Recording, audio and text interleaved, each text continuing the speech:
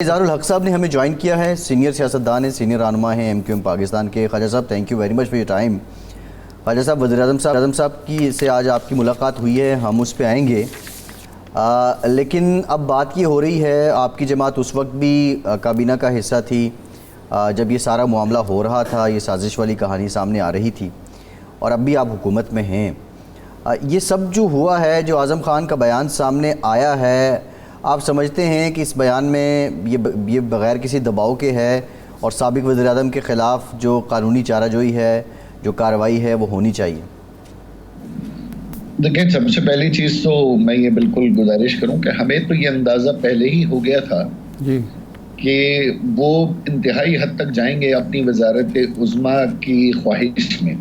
अच्छा। और कॉन्स्टिट्यूशनल किसी प्रोसीजर को भी एक्सेप्ट करने वो तैयार नहीं थे। यही वजह थी कि MQM ने फिर आखिर में जी जब तमाम जमातों ने अपना फैसला किया तो हमने PTI का इत्तेहाद छोड़ने का फैसला किया, सही। क्योंकि वैसे ही उनकी हुकूमत कॉन्स्टिट्यूशनल ख़त्म हो चुकी थी। अब जहाँ तक ये इल्ज़ामात की बात है, जी तो ये जो प्रिंसिपल सेक्रेटरी आज़म खान साहब हैं, ये कोई पहला बयान तो नहीं है। जी काबीना में मौजूद जितने वुज़रा थे, क्या उनके बयानात आपने उस हवाले से नहीं सुने? कादिर ट्रस्ट के हवाले से, साइफर के हवाले से, जी फिर इसी तरीके से पंजाब में, और फिर साबिक स्पीकर, डिप्टी स्पीकर, सभी के अपने बयानात आ गए।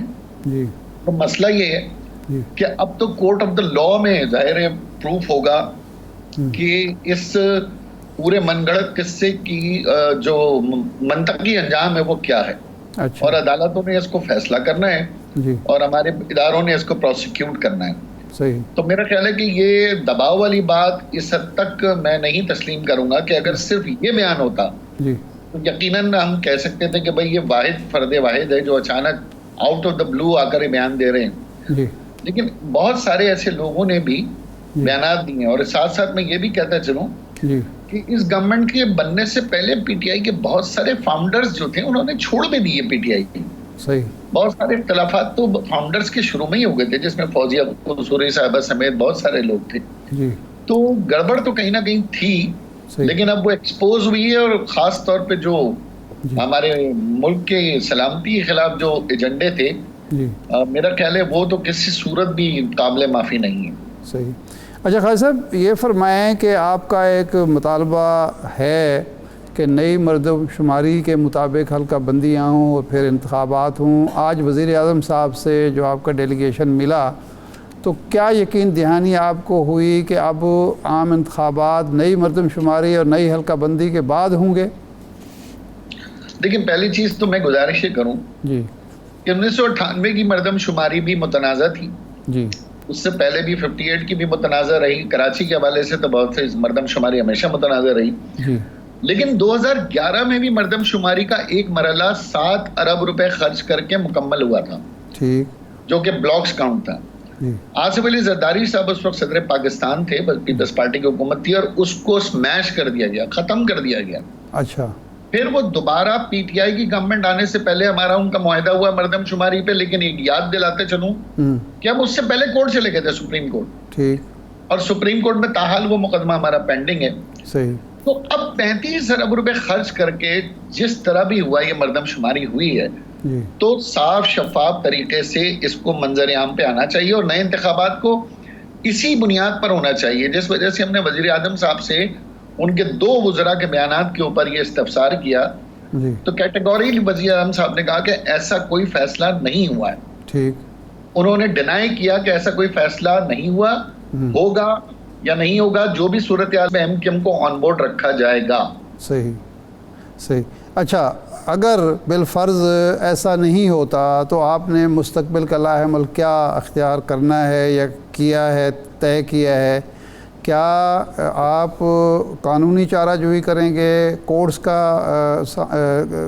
की तरफ जाएंगे, या अगर ज़िद की गई कि इंतखाबात पुरानी मरदमशुमारी की पुरानी हल्का बंदी पे होंगे, जिससे सीटें ज़ाहिर कराची की कम ही रहेंगी, तो आप इंतखाबात का बाइकाट भी कर सकते हैं, जिस तरह कराची के बल्दियाती इंतखाबात का आपने किया? नहीं जनाब, देखें, एक चीज़ तो ये ज़रूर है कि एक सरगोशियाँ ये ज़रूर हैं कि हमारे मुतालबे में इंतखाबात डिले हो सकते हैं। अच्छा, ये ज़रूर है, सरगोशियाँ चल रही हैं कि जनाब डिले नहीं होना चाहिए। अच्छा, मैं ये गुजारिश करता है MQM की तरफ से, भाई डिले होगा क्यों? जब एक प्रोग्राम शुरू हुआ, डिजिटल मरदमशुमारी शुरू हुई, कंप्लीट हो गई, ऑब्जेक्शंस आ गए, टेस्ट हो गए, अब सैंपलिंग भी हो गई, तो अब डिले होने का सवाल क्या है? सिर्फ उसको काबीना से मंजूर करके सीसीआई में उसको पास करना है। अब सीसीआई का भी कोई इतना बड़ा कोई फार्मूला नहीं है। उसे कल वजीर आजम सीसीआई का इजलास बुलाएं और उसको नोटिफाई कर दें। तो हमारा मुतालबा तो यही है कि ये नेशनल फाइनेंस कमीशन जो रिसोर्सेज की तकसीम है, जिसमें आबादी, गुर्बत और ये तमाम रिसोर्सेज होते हैं, रेवेन्यू, इसकी बुनियाद पर सूबे सिंध और खासतौर पर कराची के साथ जो ज्यादती हो रही है उसका कहीं मदावा हो। और ये मुकदमा कराची तक पेशावर पूरे मुल्क का मुकदमा है। लेकिन जी, अगर किसी तरीके से इसमें ख्वाजा साहब कथा कलामी की मुआफ़ी, इसमें ज़्यादती क्या हो रही है कि अभी रिसेंटली जो है, जो विफाक है उसको तकरीबन 75% जो टैक्स कलेक्शन है उसका सूबों को देना है और 25% उसने खुद रखना है। फेडरेशन तो ये कहती है कि हमारा निज़ाम कैसे चलेगा, एनएफसी तो ऑलरेडी बहुत बड़ा वॉल्यूम है सूबों के लिए, तो ज़्यादती क्या हो रही है? देखें, ज्यादती ये है कि एनएफसी का एक फार्मूला तो अब आपके पास कॉन्स्टिट्यूशनल है ना जी। अब 58.5% आपने देना ही देना है सूबों को जी। तो अब उसमें अगर सूबे सिंध की आबादी बढ़ जाती है जी। और कराची का रेवेन्यू भी काउंट हो जाता है जी। तो सूबे सिंध के अंदर अगर मरदमशुमारी हमारी ठीक हो जाती है तो हमारी आबादी जो इस वक्त 1,60,00,000 थी पिछली वाली मरदमशुमारी में, वो बढ़कर कमोबेश 3 करोड़ होनी चाहिए, जो कि जरदारी साहब भी कह चुके हैं, चीफ जस्टिस भी कह चुके हैं और आदाद शुमार भी बताते हैं। लेकिन अगर ये हमारी आबादी बढ़ती है तो अर्बन नशिस्तें हमारी बढ़ जाती हैं, सही। हमारी कौमी असम्बली बढ़ती है, हमारी सूबाई असम्बलियां जो है ना 42 से 80 पे चली जाती हैं। सही। तो यकीनन फिर इसमें जो हमारा जो रोल होगा सूबे सिंध के अंदर आने वाले वक्त में, वो बड़ा आईनी और हुकूमती रोल होगा। सही। अगर इसको हम नजरअंदाज कर देते हैं, अच्छा पंजाब के साथ भी है, केपीके में भी है, जहां जहां अर्बन सिटीज है वहां पर आबादी बढ़ी है, और चाहे वो पेशावर हो, चाहे वो क्वेटा हो, इन्वेस्टमेंट्स हुई हैं, लोग रोजगार के लिए गए हैं, आबादियां बढ़ी हैं। तो शफाफ मरदमशुमारी के लिए हमारा यही मुतालबा है। लेकिन अगर बारकैद किसी न किसी तरह 2017 के ऊपर होती है, कोई आईनी मसला आता है, कोई अदालती फैसला आता है, या इलेक्शन कराने के लिए सब मुत्तफिक हो जाते हैं जल्दी, तो हम किसी सूरत भी बाइकआउट नहीं करेंगे, बल्कि उन्हीं निशस्तों पे फिर दोबारा उम्मीदवार खड़े करेंगे और अपना मुकदमा अदालत में लड़ते रहेंगे। सही। जमात इस्लामी से इस मामले में आपकी मुशावरत हुई है, क्योंकि नई मरदमशुमारी के मुतालबे में वो आपके हम आवाज़ हैं? वो हमारी नई मरदमशुमारी में हम आवाज़ नहीं है, वो हमेशा हमारे मुतालबे को बैनरों पे आवेजा कर देते हैं, अमली तौर पे वो कहीं नहीं है।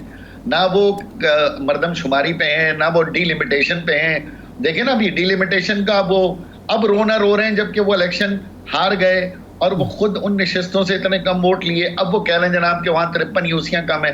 तो जमात इस्लामी ने अपने आप को जमात इस्लामी सेंट्रिक रखा है, कराची के मफादात को नहीं उन्होंने तरजीह दी।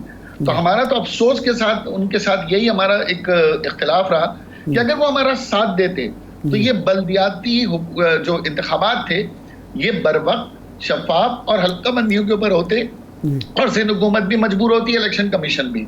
तो जमात इस्लामी का मरदमशुमारी में अगर संजीदा कोई रोल होता तो वो अदालत में होते, संजीदा रोल होता तो वो उसी तरह ग्राउंड पर वर्क कर रहे होते जिस तरह एमक्यूएम ने वर्क किया, सोशल मीडिया पे किया, तमाम जगहों पे अवेयरनेस पहुंचाई। कोई 12 से ज्यादा मुलाकातें हमारी वजीर आजम से हुई हैं, वजीर आला से हुई हैं, जरदारी साहब से हुई है।